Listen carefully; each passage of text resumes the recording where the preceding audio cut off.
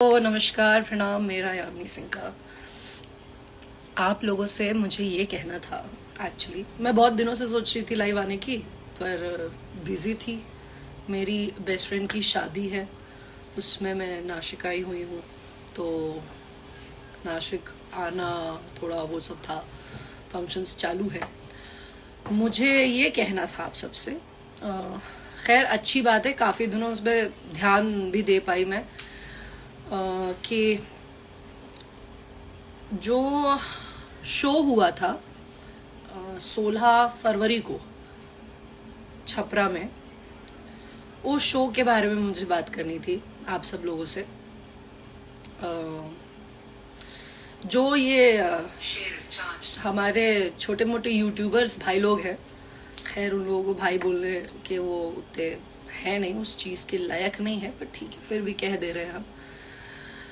तो ये जो लोग हैं जो बहुत प्यारा प्यारा यूट्यूब पर अपना छोटा छोटा क्लिप्स बना रहे हैं कि शो के बारे में सब चीज़ें कह रहे हैं, किस इज्जत देनी कैसे होती है, वो सब शायद आप लोगों को नहीं सिखाया जा रहा है, जो कि गलत है। हाँ, मेरे और पवन सर में एक इशू था मैंने इसीलिए कहा क्योंकि हमारे बीच में एक इशू था जो जेन्युइन इशू था, और हमने उस इशू को बहुत ही सिविलाइज्ड वे में सॉल्व किया।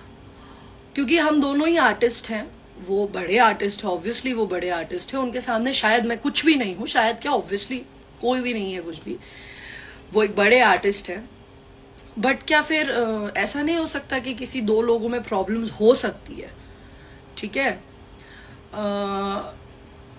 हम लोगों में कुछ प्रॉब्लम्स थी, उसे हमने शो, जब हम दोनों ही पहले तो जिनका शो था उनकी हम बहुत इज्जत करते हैं, सुधीर सिंह जी, वो हमारे बड़े भाई जैसे हैं वो हमारे, हम बहुत इज्जत करते हैं। मैं भी और पवन जी भी बहुत इज्जत करते हैं उनकी, शायद इसीलिए उनको भी पता था, पवन सर को भी पता था कि मैं आ रही हूँ। अगर वो चाहते तो वो मना कर देते कि भाई उसको मत बुलाओ, पर उन्होंने ऐसा नहीं किया ना। मुझे पता चला कि वो आ रहे हैं, अगर हमारा इतना ही तगड़ा वो होता तो मैं भी मना कर सकती थी कि नहीं मैं नहीं आऊंगी।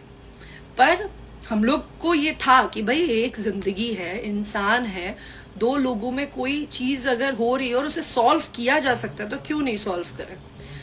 देखिए, जिंदगी एक ही है, किसी से बैर रख करके जिंदगी काटने से कुछ नहीं होगा, कुछ भी नहीं होने वाला। जिए, क्या जरूरत है जबरदस्ती किसी को उल्टा सीधा कुछ भी कहने की।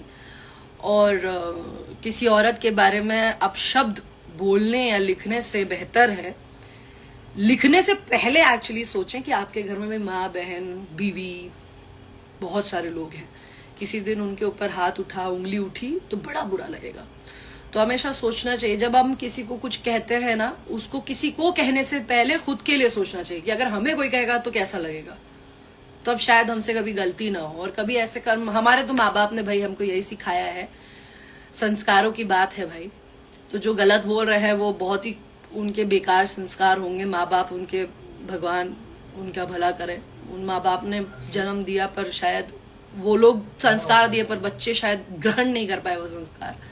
पर हमारे माँ बाप ने संस्कार यही दिए है कि कभी भी ऐसा कोई काम मत करो जिससे किसी को भी तकलीफ पहुंचे।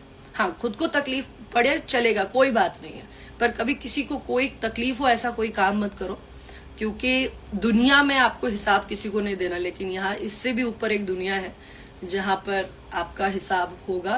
लेटेस्ट न्यूज पाने के लिए हमारे चैनल को सब्सक्राइब करें और बेल आइकन को प्रेस करें ताकि हमारा जो नया वीडियो है सबसे पहले आप तक पहुंचे। धन्यवाद।